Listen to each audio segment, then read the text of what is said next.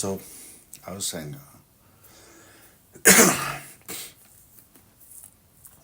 the the conversation started tonight with me and Ma here at the house. I was saying I would like to start eating kosher, meaning Rebbitzin told me, please don't eat. Please eat not meat and dairy. Please don't eat meat and dairy. Try starting with that. And I was saying it would be. It's very hard for me because I don't usually prepare my own food, right? Someone else makes food, and it'd be rude for me to not eat it. But you know, and so the conversation continued to, why am I even trying to? Ma said, as a fish, Ma said that I was easily influenced, and that's true, right? Right? Why do I care about eating kosher? Why do I want to follow their rules at all? Right? Even more so, I say for me, the rabbis say I'm as Jewish as Moses, right? Corollarily, that means I'm as Jewish as Jesus Christ, and so on. But they say I'm as Jewish as Moses, right? I'm as Jewish as Moses, which means for me, if you ask me, that means everything I do is Jewish. Everything I do is kosher. Everything I do. Everything I do. You should be taking notes for me. Oh, what's he doing today? What's he doing today? They should be doing, because I'm as Jewish as you could possibly be, according to the rabbis. I'm as Jewish as you could possibly be. And but the conversation went to, I was inspired by the Rebbitzin yesterday at shul. I went to shul. I was there for the service and had a wonderful conversation with the Rebbitzin and a little bit with the rabbi, but mostly with the Rebbitzin. What's a Rebbitzin? It's a rabbi's wife. Oh. And in this case, the rabbi's wife. Oh. Okay. Yes.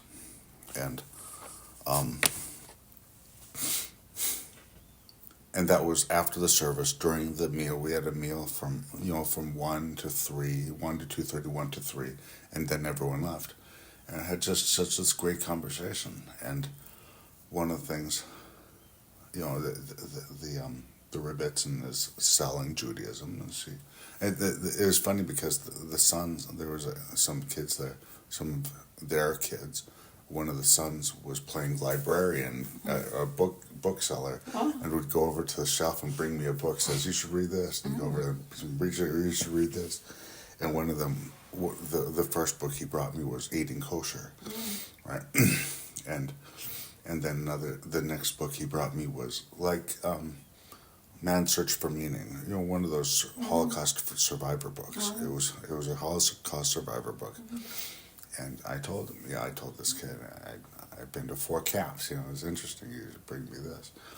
And I pulled the book open, and it was right to the section break where it's just one word on the page that says Auschwitz. It was really fun. I know, right? Yeah.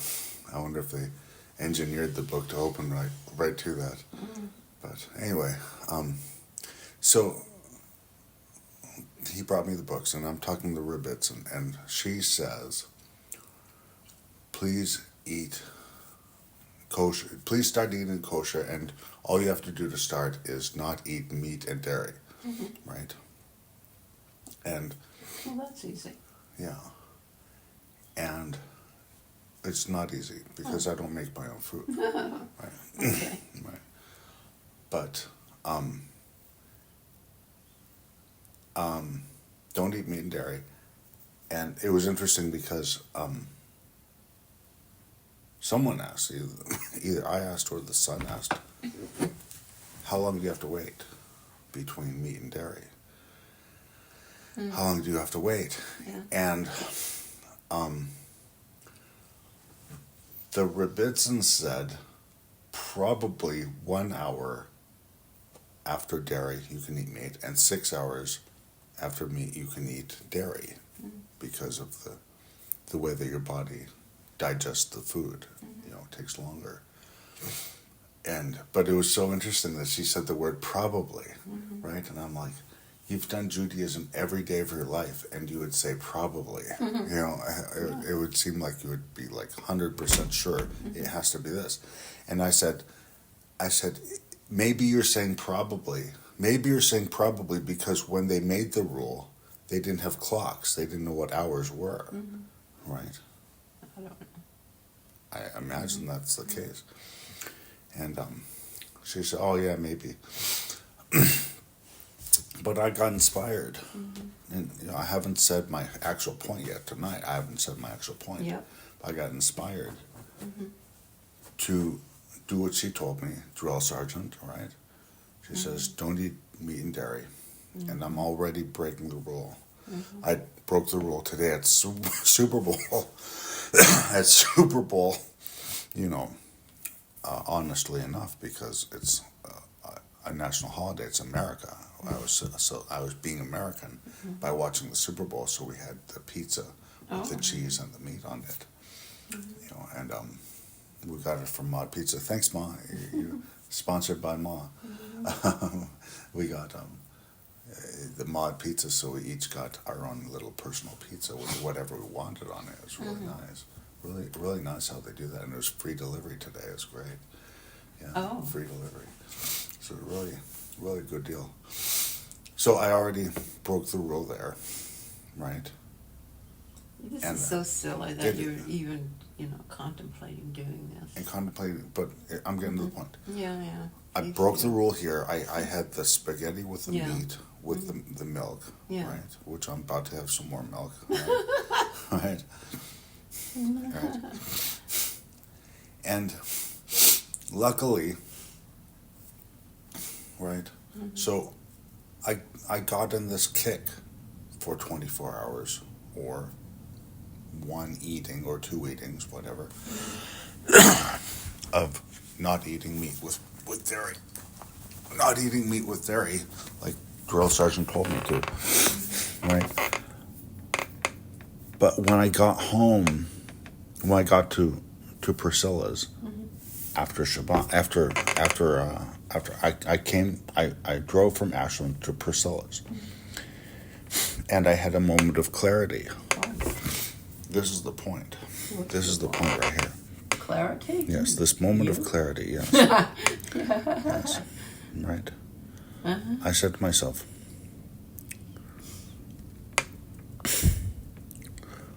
I've eaten non-kosher my whole life. What does it matter now? And furthermore, what would I hope would happen if I ate kosher, right? According to Rebbitzin, all I'm hoping to happen is not even hoping to happen, it's what would happen. I am blessing my action of eating. I'm raising up my action of eating to God. That's what I'm saying, right? And You're that's just reinforcing the Jewish side of you. It's like Italians eating spaghetti. It reinforces their Italians talking with their hands. Italianness. The Jewish not faith but customs, traditions, exactly. way of life, Jewish way of life. No, you're not. You're beyond that. And I'm saying, let's say that that's true. That's fine. Yeah, right. I bless everything I do. And even the book, the Children's Siddur, said, you're supposed to say at least 100 blessings a day, right? Yeah. That's great, right? I should be so lucky as to be someone that does that, right? Everyone would love me. Everyone would welcome me into the room, right? Oh, here's the guy that blesses the world around him. I'll be blessed. He'll bless me. Yes. Where do you get such power? Yeah, go on. Well, it's either blessing things or doing drugs. Okay, take your pick. Oh, I'm just saying. I'm just saying. Alcohol, whatever. Sinning or blessing. Okay. I'm just saying. Yeah. Okay. I'm saying. Go on. In this or that, that's it makes sense to me. It makes sense. And Yeah. if not for me, then for parents that have to decide how to raise their kids, they raise their kids like this, blessing things, or they raise their kids with the high chance that they're going to sin, Yeah. right? I understand. It makes sense. But the moment of clarity that I'm saying was, in all honesty, what I would hope would happen if I choose to eat kosher, meat and cheese, meat and dairy, is that I lose weight. That I literally, you shake your head, but what I'm saying is, Why do you listen to her and not to me? But go on. yeah, right. So I say cut the carbs and sugar for 3 months. 3 months, yeah. And you will be down to your swim trunk weight. Yeah. Yeah. You don't listen Be to down me, at but you listen to 28. her. I'll be at 28 again, yeah. Not a 42, but a 28 again. Waist. Whatever. I'm telling you. I know. What does she know? She just knows customs. I know customs, what yeah. can work for you. Well, Yeah. at least give it a couple of life. weeks to see if it actually works. High pro, low carb. High pro, low carb, Yeah. yes. Okay, go on. Okay. What are you saying?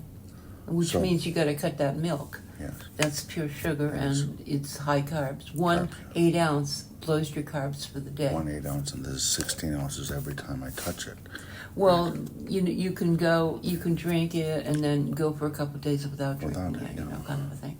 Yeah. Yeah, go on. So, But you don't listen to me, but you listen to her. so the moment of clarity that I had was, Clarity? yeah, the moment of clarity that I had was somehow I realized Oh, if what I want to do is actually stop eating when I'm not hungry, then maybe I should go online and look up eating disorders, people, companies, businesses, health, whatever, hospitals, whatever, hypnotists, that No, don't whatever. get I'm just involved saying. with I'm that. just saying. Whatever professionals. doesn't mean anything. I'm just Yeah, saying. go on. I'm just saying.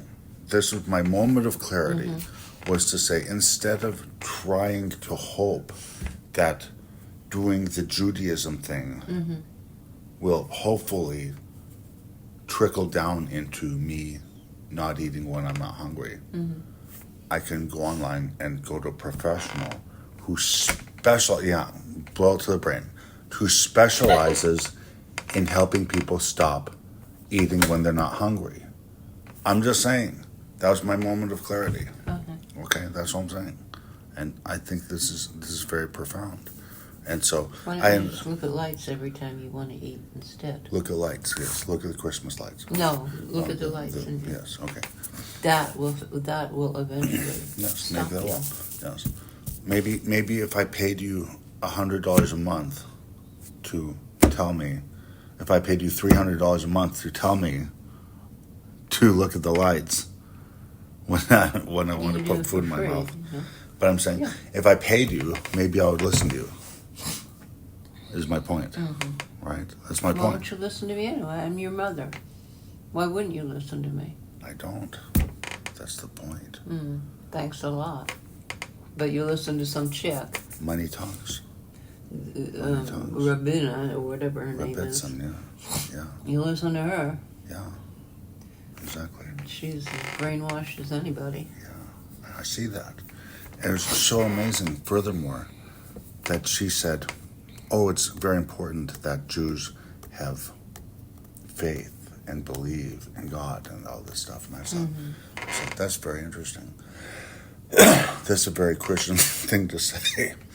I said, oh, no, it's very Jewish. Okay, that's fine. Okay, thank you for saving 30 years of my life, Yeah. Yeah, that she would even say that. You have to have faith and you have to believe. And even the children's book said there's 13 points of things that you have to believe.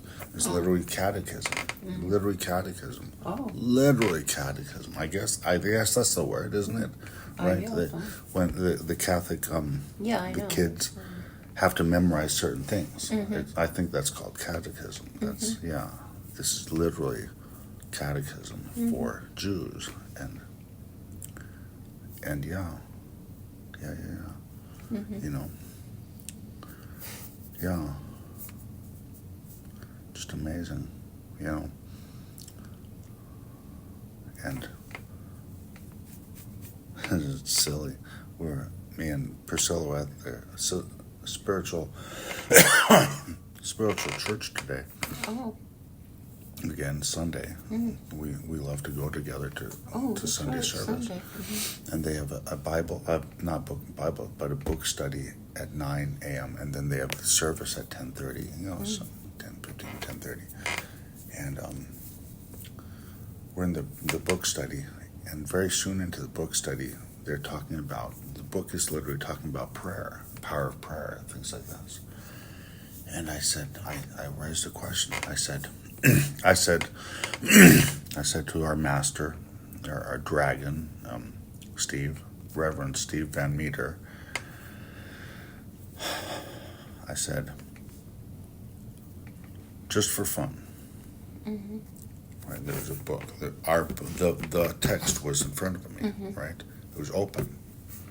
I said, just for fun, do we have a prayer? Do we have an incantation that I can say to make the book close on itself? Just for fun. Just to see something happen out of the ordinary. And he said, oh, if you pray, then it will move you to close the book yourself. And I said, no, you know what I'm talking about. Close the book itself. He said, no. And I said, great, thanks. You saved me 30 years of my life. I'm going to go. I'll see you later. And I left. I left the book study, but I went into the church, had some coffee, and waited for the service. Priscilla came in. We sat together, had a good time. Yeah. Close the book on itself. Nope. I guess that's not how it works, right? I guess that's not how it works, and these people have been doing this a long time, And again and again, it makes you wonder. The moral of the story is, if you actually had the goose that laid the golden egg, would you tell anybody? The Rebbitzin, the dragon, right? They can cause the winds to blow. They can cause the book to close, right? They're not going to tell us. Oh, do this mumbo jumbo, do this hobbledegook, right? Hopefully someone's pain will go away, back pain, whatever. That's what they're trying to do. So they're trying to heal people. Yeah. Right. I said, and they say, what I was saying was, you say this is a religion of science, right? Scientifically make a incantation to make the book close. make the book close, right? Why not? Right? How am I out of line? I'm not out of line here, right? I left. I chose to leave. I gotta do something. Do something? I gotta stop eating when I'm not hungry. Oh, wow. Yeah, literally, yeah. Well, food is like the last thing to go. You have all these other problems that usually go before the food does. Yeah, the food will just take care of itself after the other problems, right? No, I'm just saying that it's usually the last thing. Because it was the first thing, it's with the fall. The fall of man, okay. The apple layers. and all that. Yeah, layers. Yeah. And then come back the other way. And then you have smoking, and then you have this and that, and you got to get rid of all that. And then usually food is the last problem. Food is the last problem, okay. Okay. Are you still recording? Yeah, it's recording. Oh, I didn't know. 20 minutes. Wow. Amazing.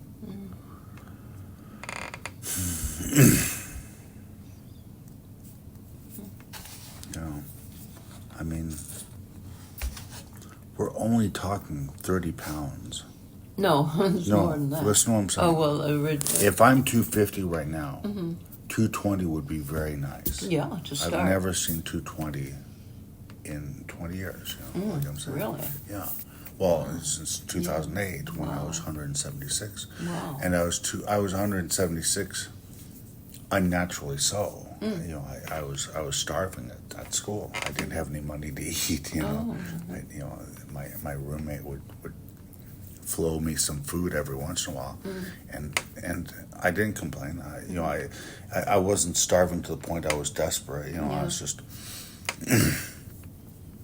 like the song says, "We all stay skinny because we just won't eat." You know, I want to be a rock star.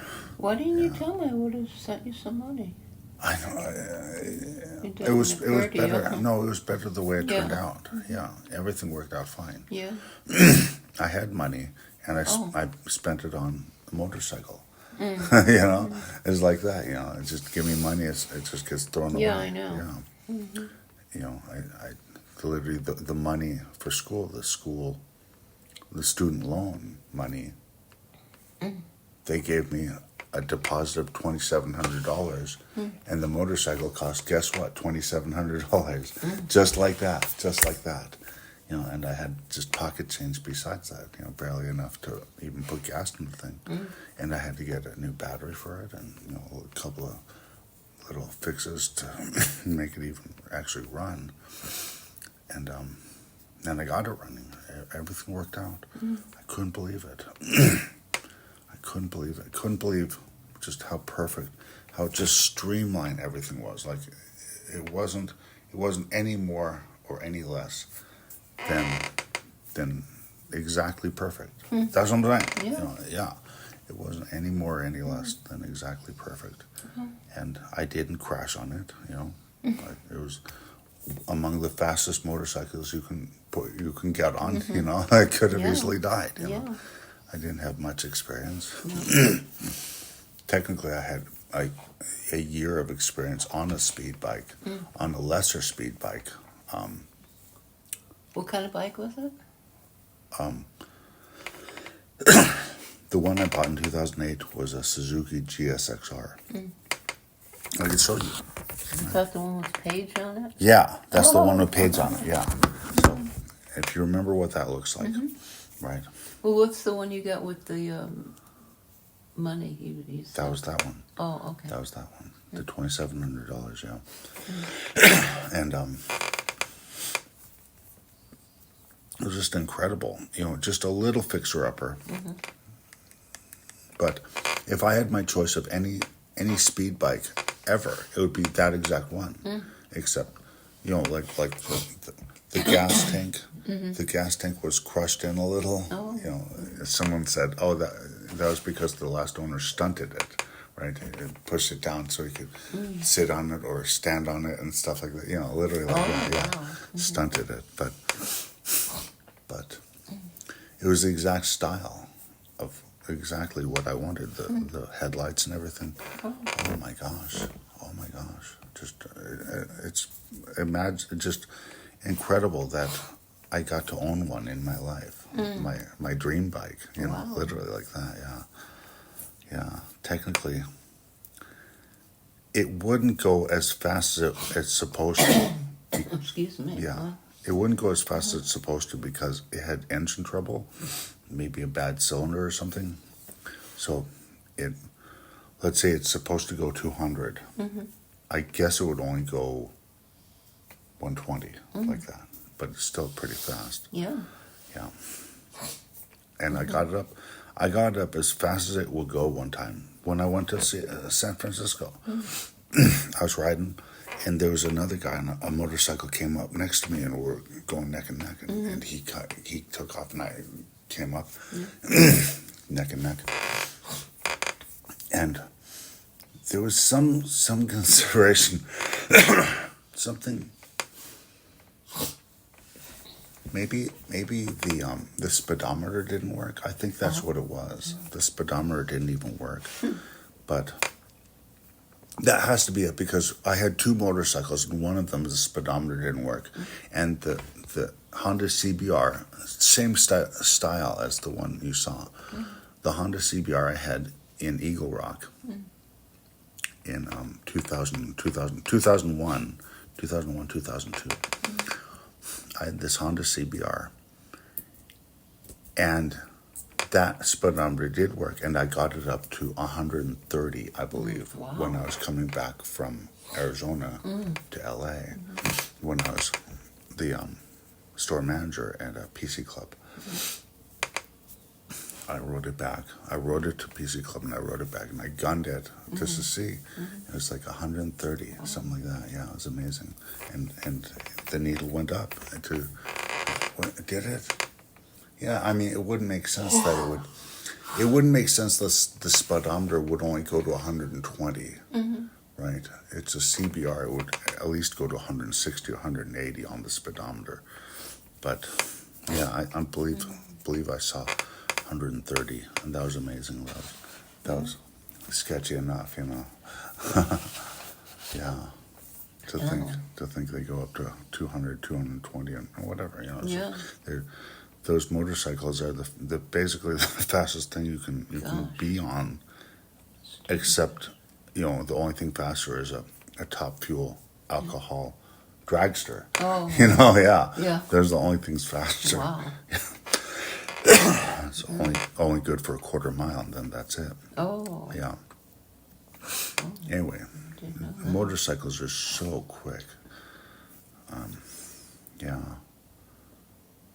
Anyway, what was my point about the motorcycle? Yeah. I'll stay skinny because we just won't eat.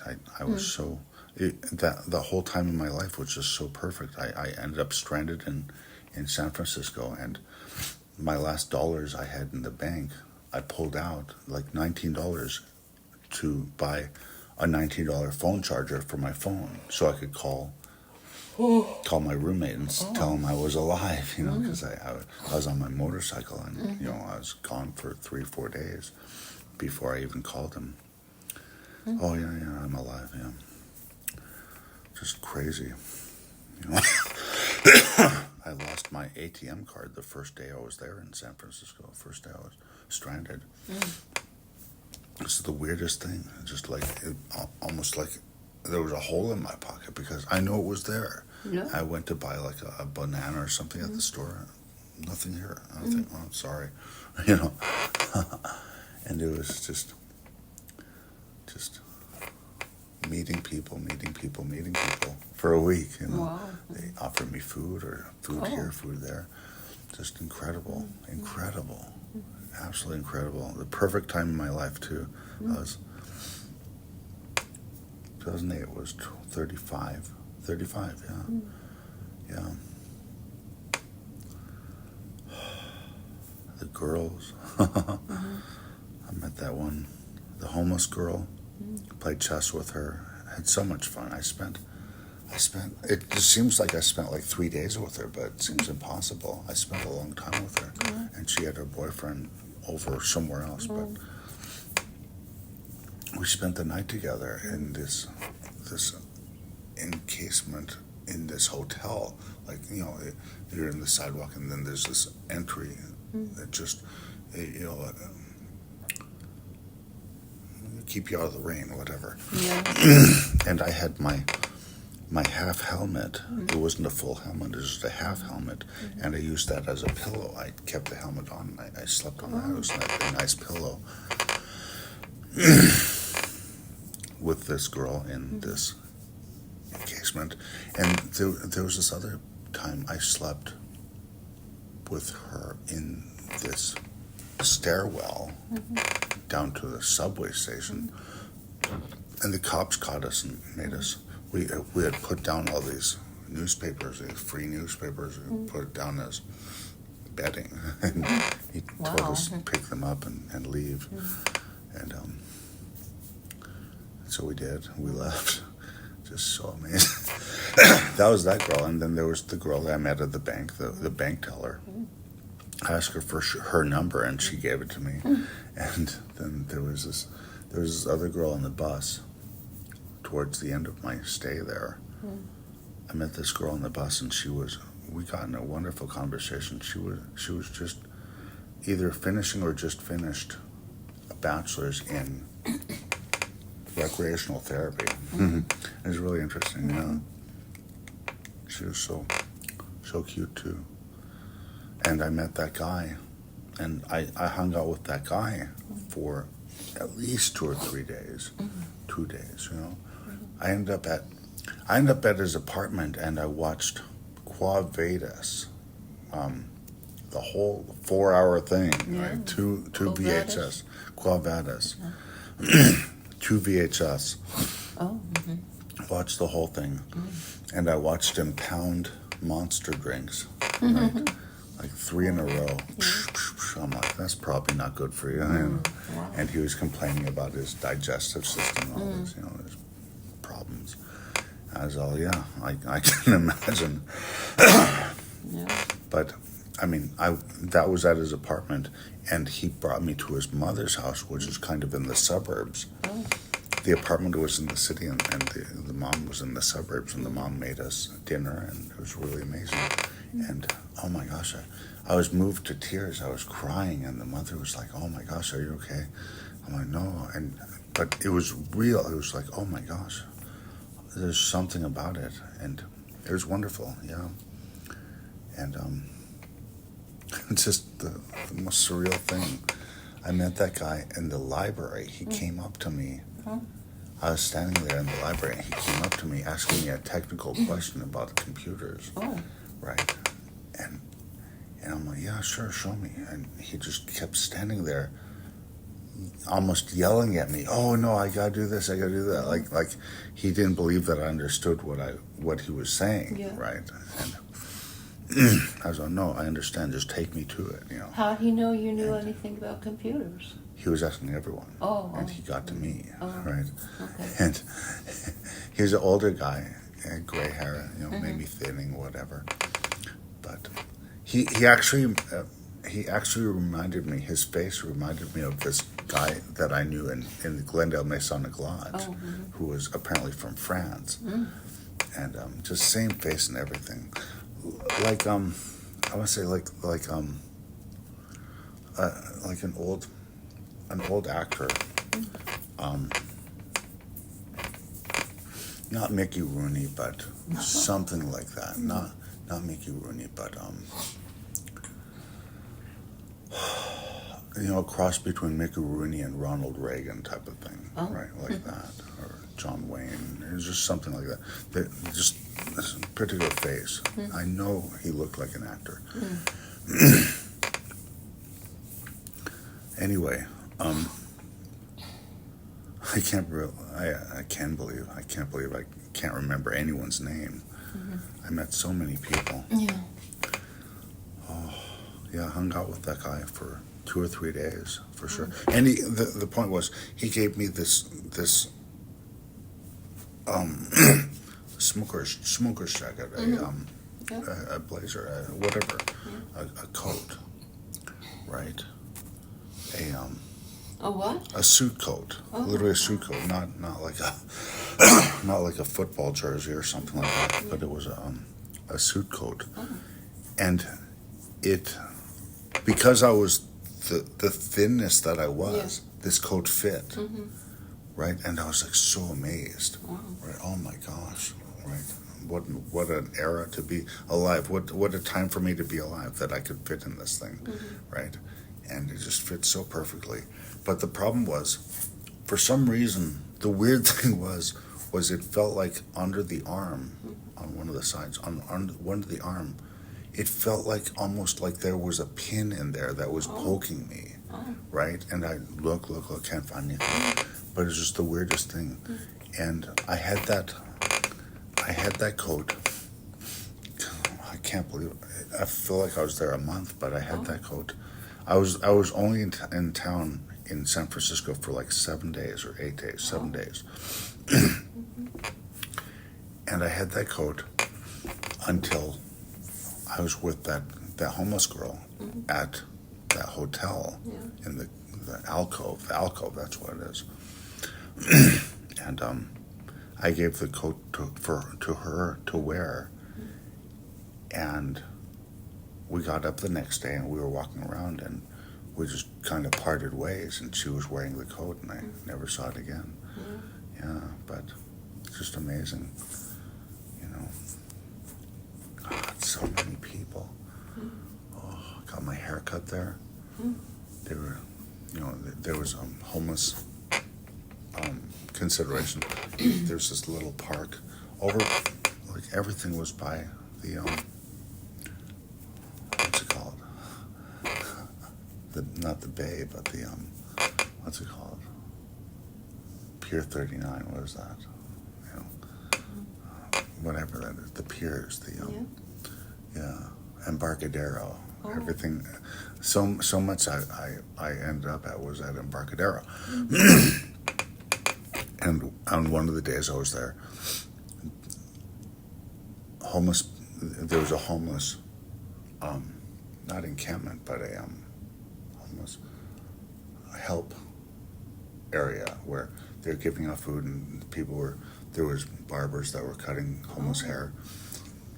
And I had 25 cents on me. I gave the barber 25 cents. Oh no, don't worry about it. All I had was 25 cents, a quarter. It's so crazy. And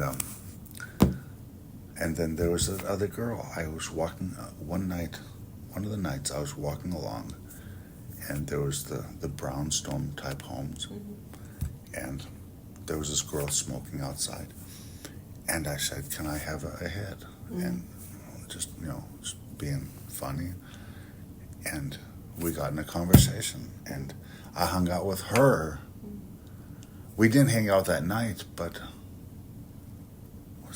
we if that was night when I met her, how the heck did I see her at the laundromat the next day? It's so amazing. Wow.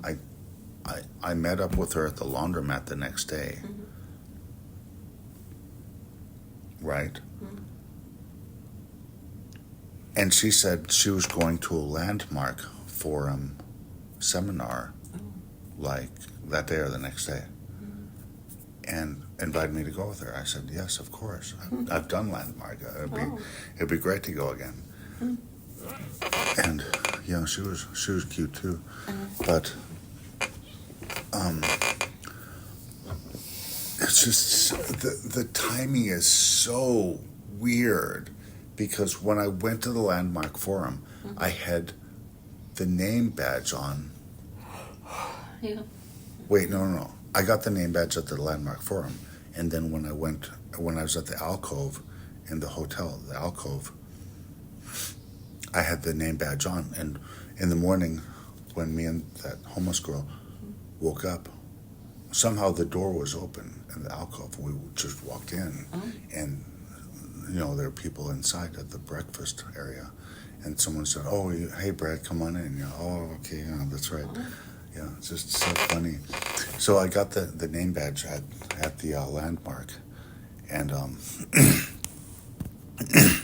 landmark forum is like 200 or 300 people in this room, and there's a speaker, a couple of speakers, and they say, "Oh, if you do this, then you'll be healthier," or whatever. It's do this, do that, do this, do that. And telling stories, personal stories. And I went up to the microphone and I said,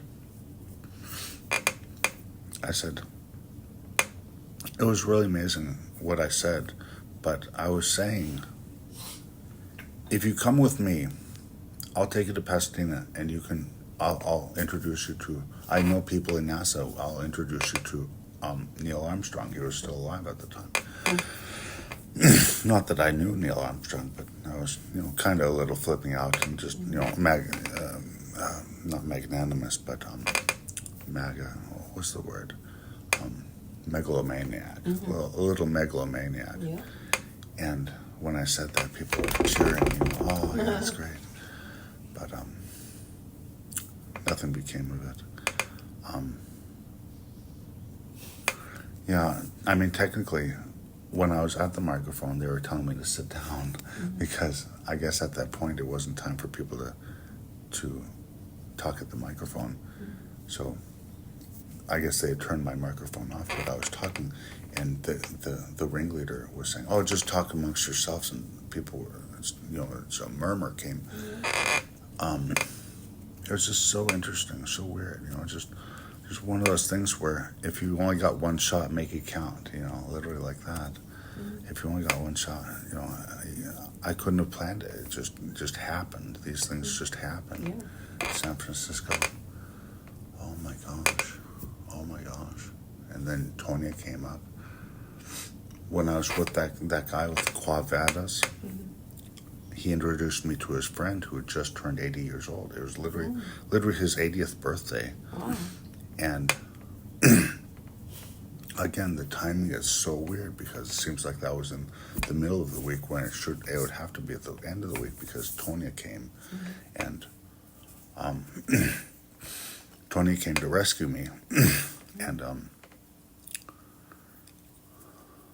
I met that guy, and I guess that guy, the old guy, 80 years old, he was an Asian guy, and again, it was the funniest thing. We're at the old guy's house, the Quavadas guy apartment, and the Asian guy's there. And I said, "Here, watch this, watch this." I pick up the phone and I call my math professor, right, from Cal State Monterey Bay, Honda Hugh, that was his name, Professor Hugh. And I said, "Hey, Professor Hugh, can you sing this guy happy birthday in Mandarin?" He's Chinese.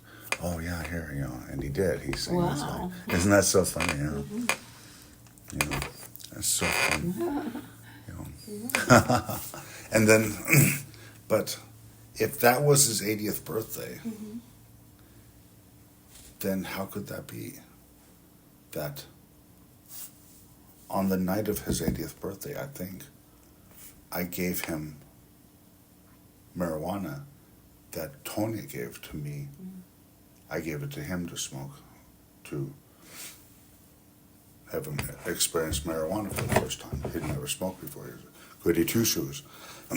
And just the timing in my mind is just so weird. But he tried to smoke it, and he tried not to smoke it, and it didn't work out. And he said, "It's probably best if you leave." I laughed, I said, "Yeah, you're probably right." Yeah, and that was at his apartment, the 80-year-old guy, right? And it was interesting because he was wearing this watch that it just seemed obvious that the watch was too tight for his wrist, and that he had, like, the hand was swollen because of the watch. And I was all, let me just adjust the watch. Oh, no, he didn't want me to touch the watch. Okay, fine, whatever. What are you going to do? San Francisco, just wandering around. Haight-Ashbury. I got to Haight-Ashbury. I got to this place near Haight-Ashbury.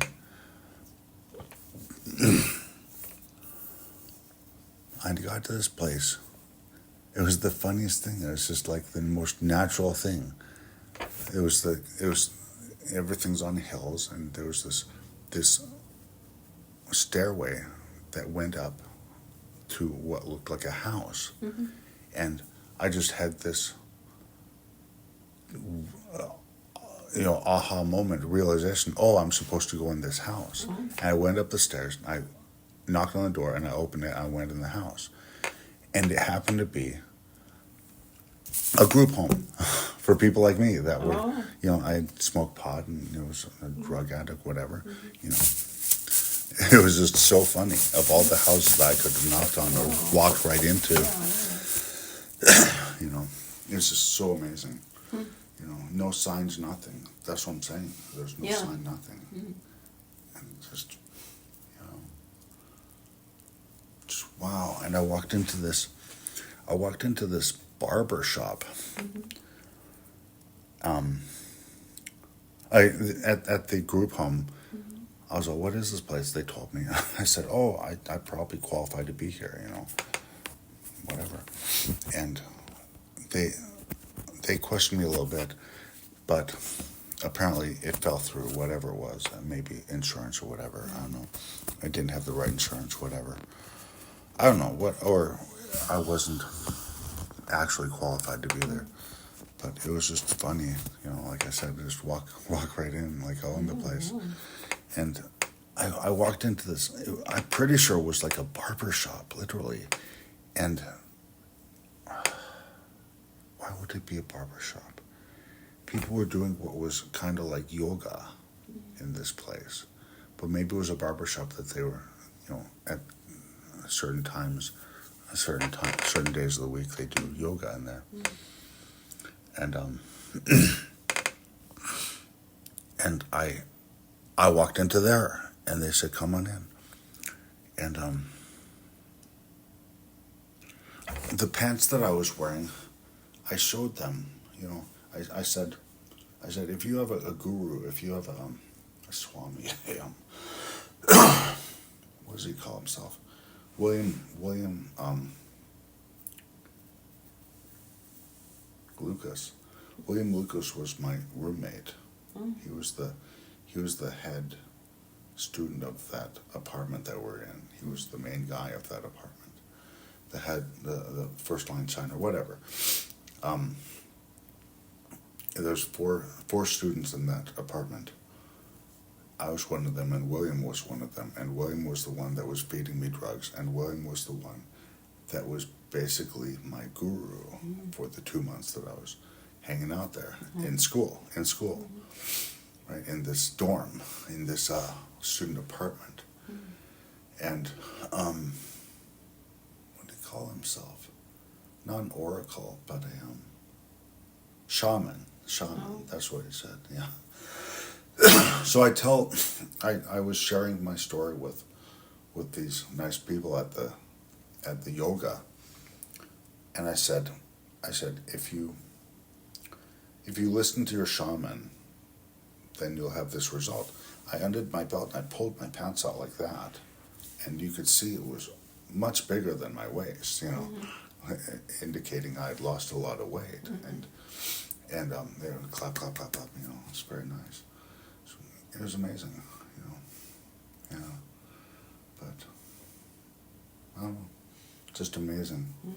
So I guess that's the whole point of the story. We came back around to the point of the story is I need a shaman again. You want to be my shaman, to make me lose weight. And you say it'd take 3 months. You're probably right. Yeah. It only took 2 months there. 2 months there. And yeah, just not eat when I'm not hungry. And you say carbs, sugar. You don't listen to me. Yeah. I don't know. Yeah, whatever. I'm at your mercy. Tell me what to do, drill sergeant. Yeah, it's ridiculous. And you give me all this food. What am I gonna do? Give me a whole bowl, big bowl of food every time. Whose fault is that? My fault for eating it. Just nibble on it for a week. That's what I should do. Nibble on it for a week. That's really what I should do. That's what I was doing at the Bend apartment when I lost a pound a day for 2 weeks. Wow. Yeah, a pound or two a day, literally like clockwork. Wow. Because I would have food and just nibble on it. Yeah. Instead of eating it all in one sitting, it would last a week. It was crazy. It was crazy. I know what I got to do, cowboy. I got to do it. I'm not morbidly obese. I'm not 600 pounds. I can do this. This is doable. Oh yeah. It's doable. Definitely. 250, maybe 255 now. Whatever. Right, but 250. In a few months. It's close. Yeah. Slender. Yeah. Thanks, Ma. Anything else you want to say? No. Okay. 50 minutes. All right. Gosh, really? Wow. Yeah. Okay.